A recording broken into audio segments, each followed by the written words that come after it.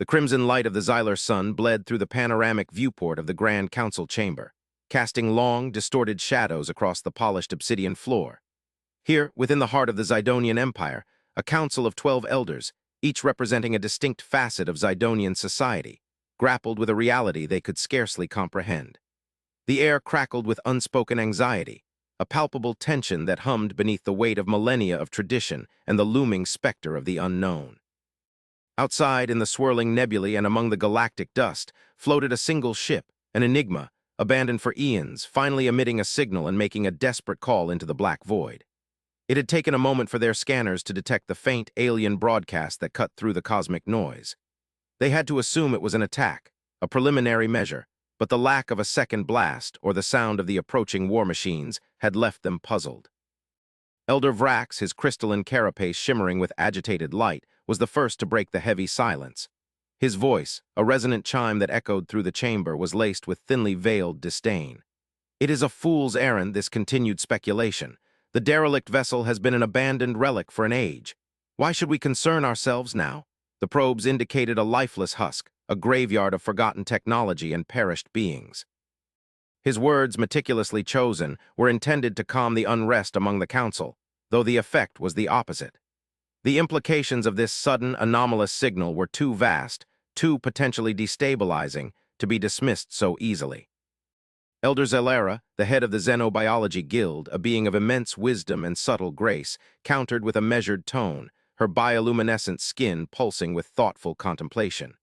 "But the fact remains, Vrax, that it is emitting a signal unlike any we have encountered. It originates from a vessel of unknown design, a construct that predates the known galactic powers. The scans are inconclusive, but there's a strong likelihood it's an origin that we may never comprehend, but that does not mean we should ignore it." She paused, her gaze sweeping across the faces of her peers, assessing the depths of their fears and uncertainties. "This is not merely a question of ancient history. This is a potential doorway to understanding, or perhaps to something far more dangerous." The chamber echoed with a collective murmur, a chorus of unease that rippled through the assembled elders. Fear, a primal emotion that Zidonians typically suppressed, was a powerful undercurrent. Their civilization, built on the foundations of absolute control and rigid predictability, now stood before an unknown variable. The ship, a forgotten whisper in the cosmic void, represented a challenge to their carefully constructed reality. An unknown origin was no threat to the Zidonian people.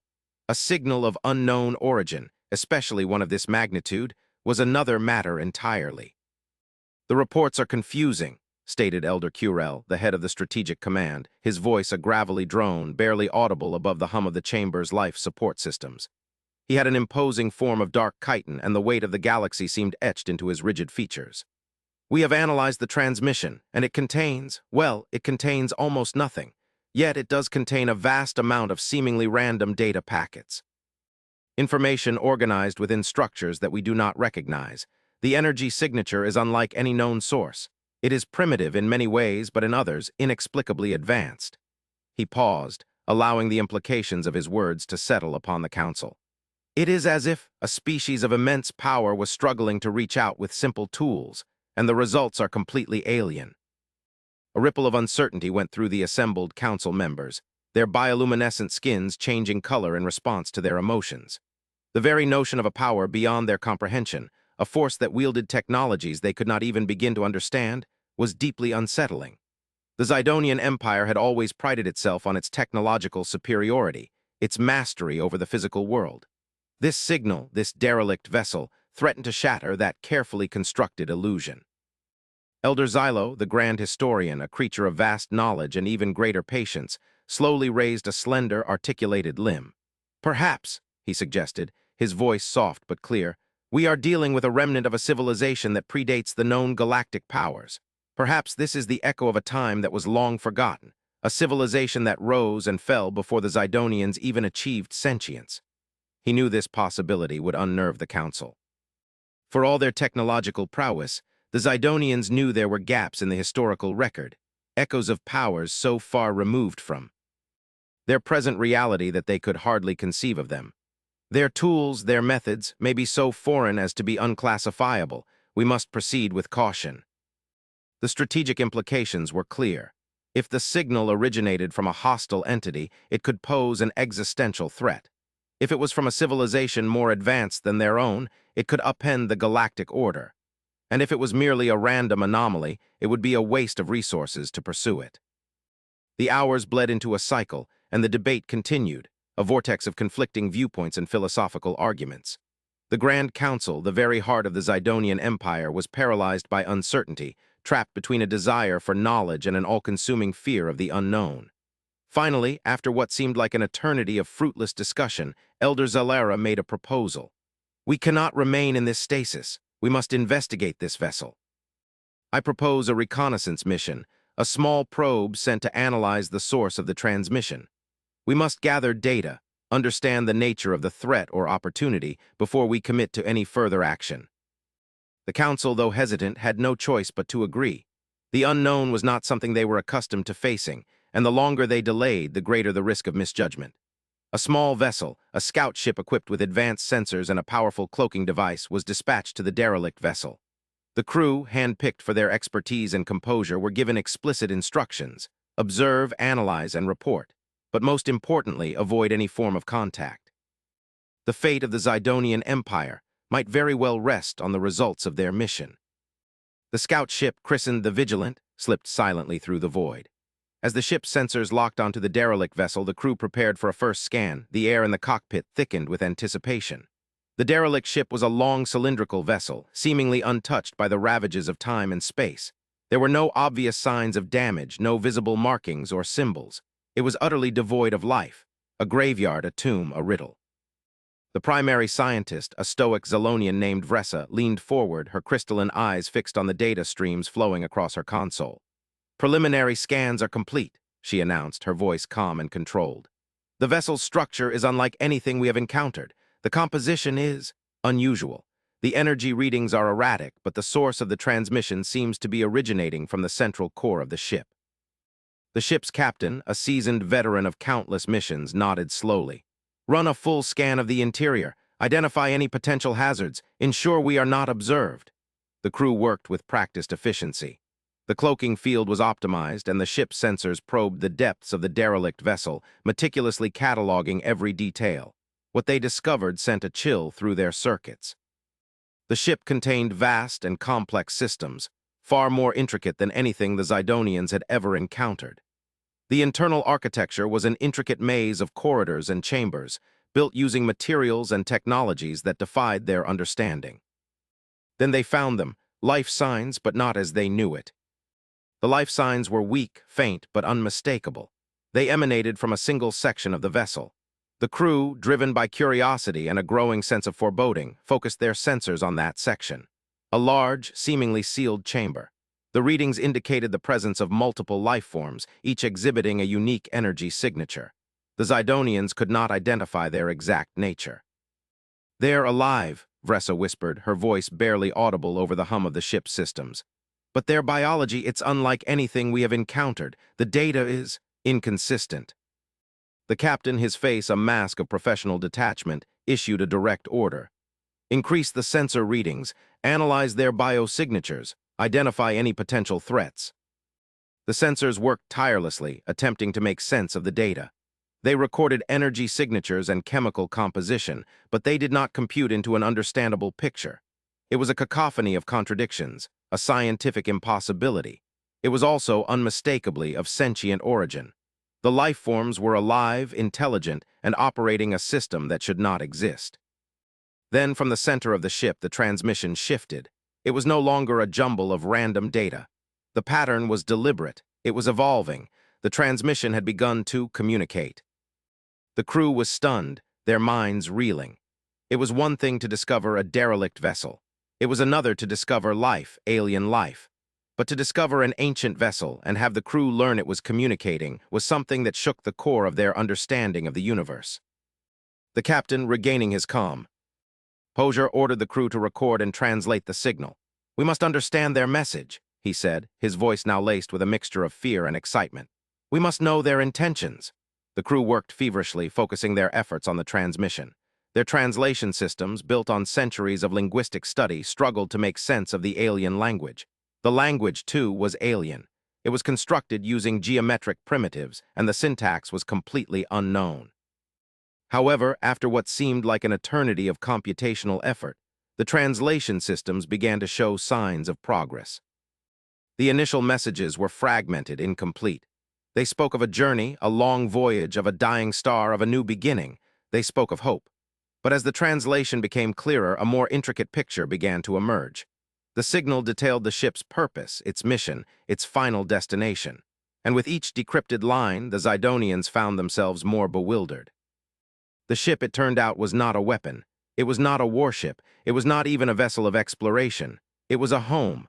A vessel designed to carry a species across the vast gulfs of interstellar space. A species called humans. As the story was revealed, the Zidonians discovered that humans had originated on a planet far beyond their own, a world called Earth. They were not warriors. They were not conquerors. They were builders, creators, dreamers. And yet, the humans had harnessed incredible power, shaping their own destiny. The message went on, speaking of the human experience.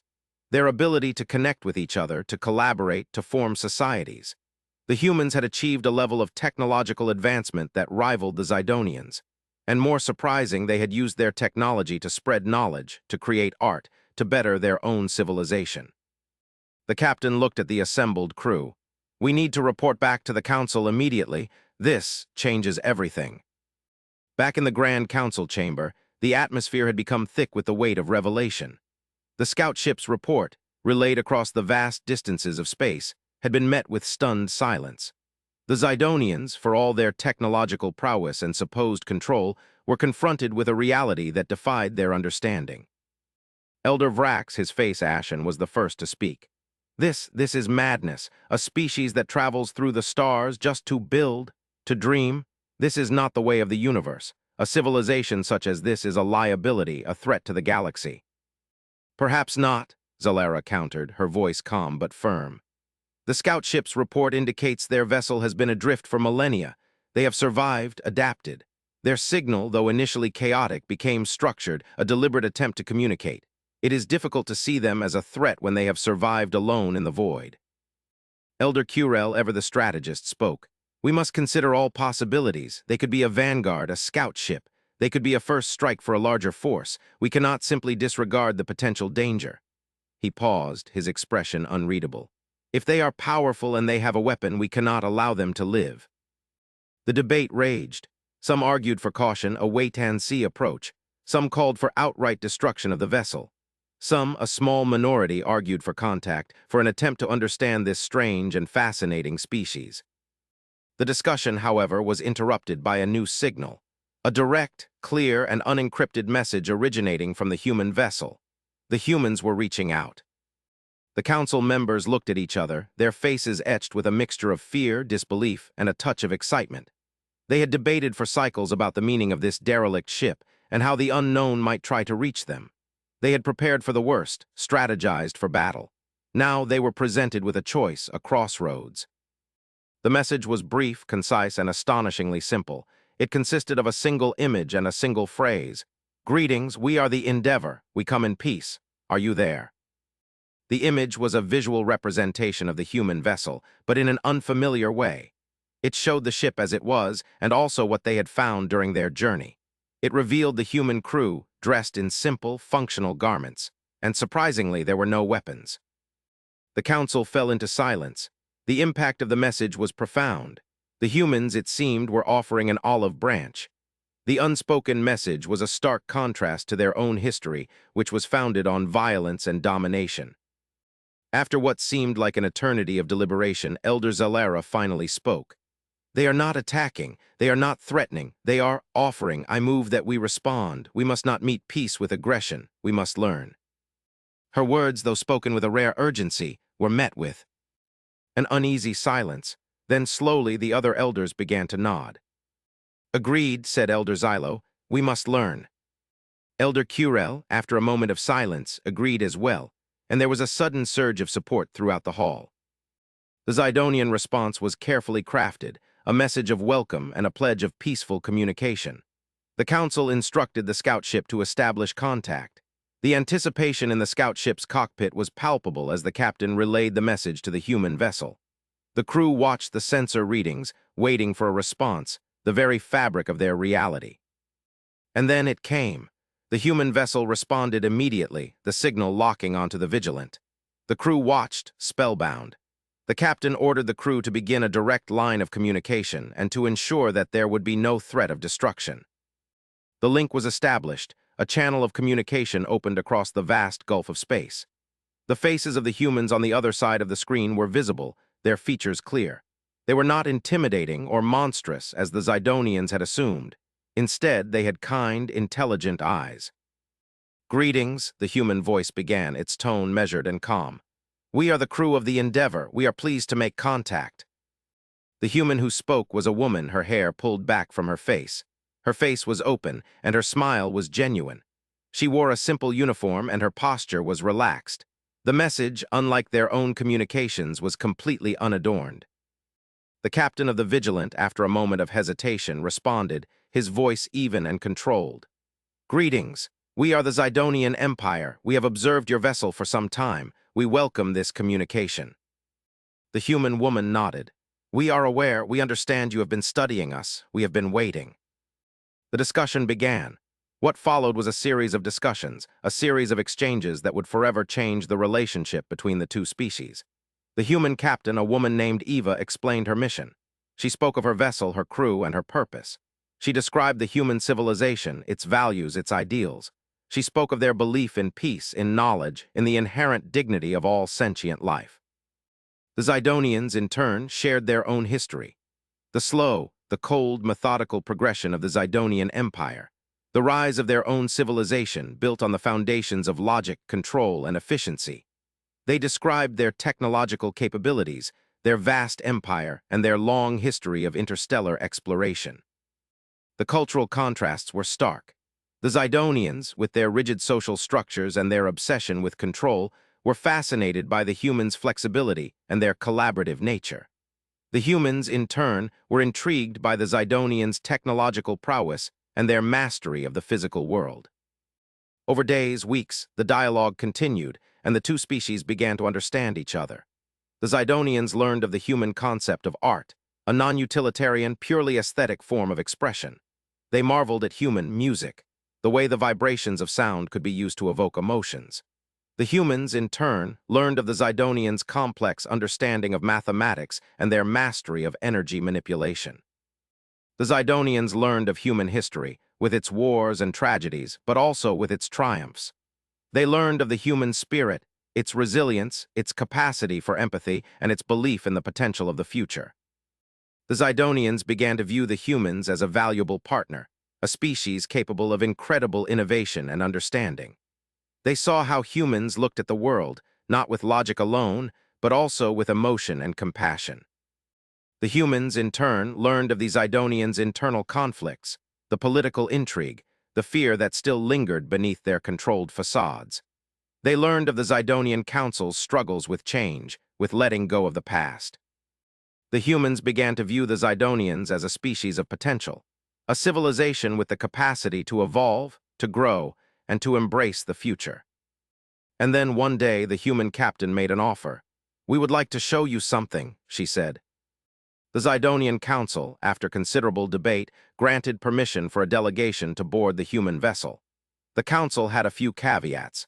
A team of engineers and scientists accompanied the group.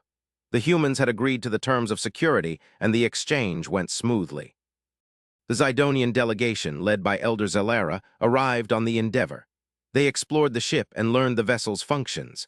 They marveled at its design, which was far less militaristic than their own, and far more focused on comfort and efficiency. They were fascinated by the crew, their camaraderie, their mutual respect. Eva, the captain, welcomed the delegation. She introduced them to her crew and explained the functions of her vessel. The delegation went through all systems.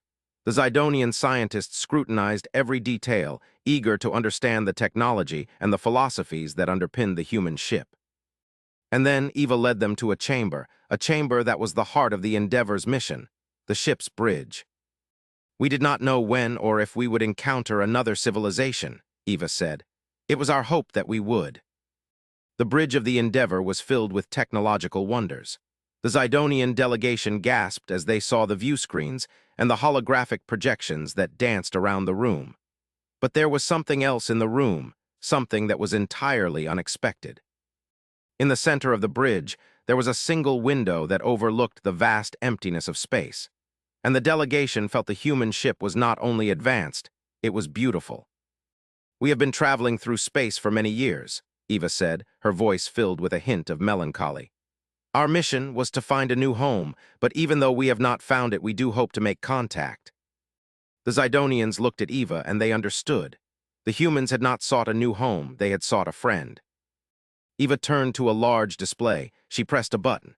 Suddenly, a complex three-dimensional map of the galaxy appeared, but this was no ordinary map. This map contained information. The map showed a network of interconnected systems. The stars were linked by lines of energy, by corridors of light. "This is the Galaxia network," Eva explained. "A network of ancient structures built long ago. We don't know who built them, and we don't understand all of their functions. They are used for long-distance communication and rapid transit." The Zidonians were stunned. A network that was older than their own empire. A network that could be used for interstellar travel and could bypass the limitations of space. "These structures are in disrepair," Eva continued. "The system is breaking down. We are trying to repair them." The Zidonian delegation looked at each other. This was far more than they had bargained for. A cosmic puzzle that transcended their own understanding of technology and history. The delegation, after a moment of silence, began to speak. "It seems we have much to learn," Elder Zalara finally spoke. "It seems that we have been trapped in a narrow view of reality. We have failed to look beyond our own limitations, our own understanding. We are ready to learn, and we are ready to help." Eva smiled. "Then welcome, friends, to the next chapter. The future is uncertain, but together we can face it." The council, upon hearing the delegation's report, made a unanimous decision. They would join the humans.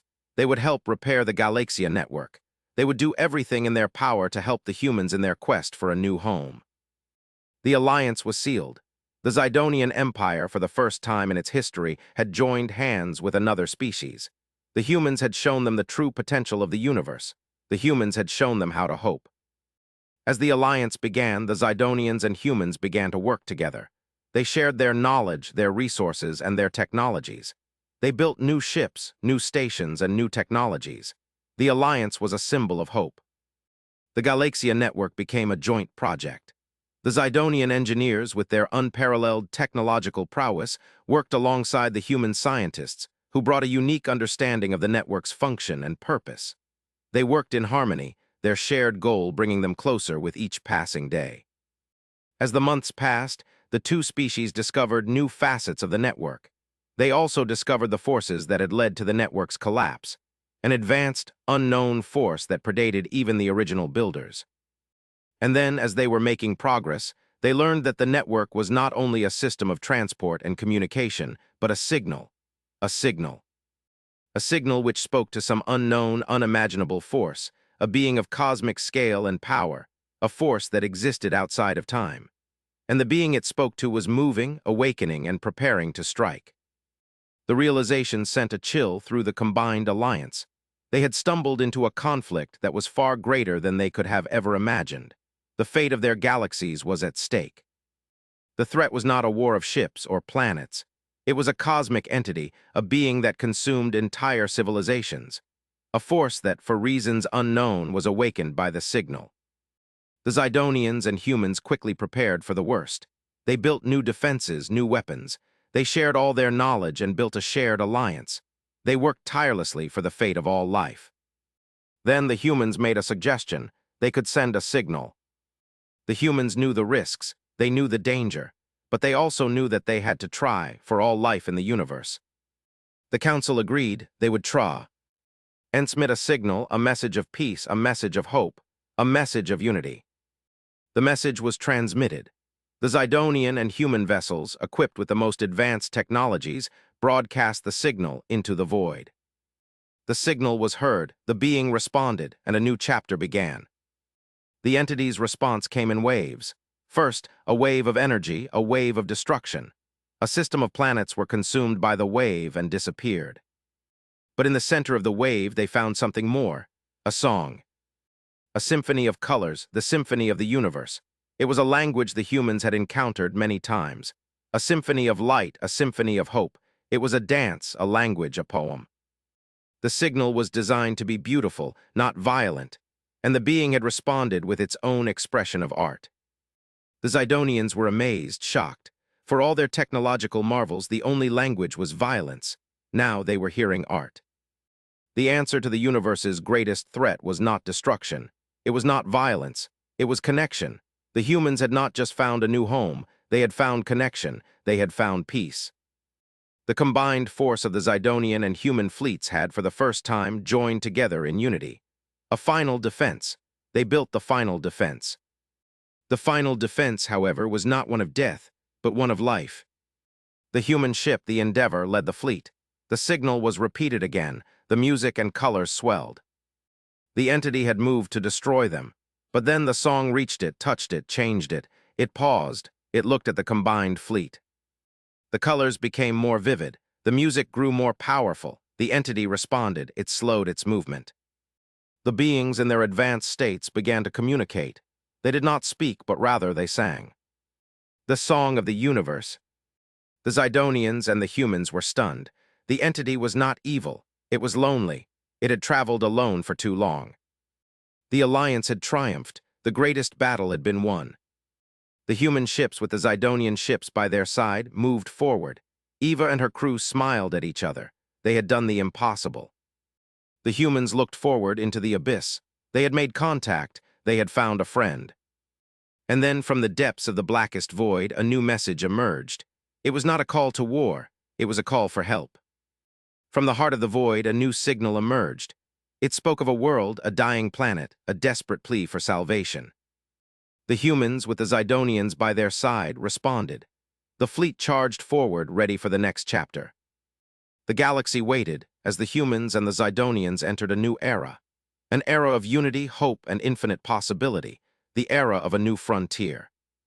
The camera pans, focusing on the Endeavor as it travels forward. The humans and the Zidonians, standing shoulder to shoulder, ready to face the unknown. The message, we are not alone, and we never will be.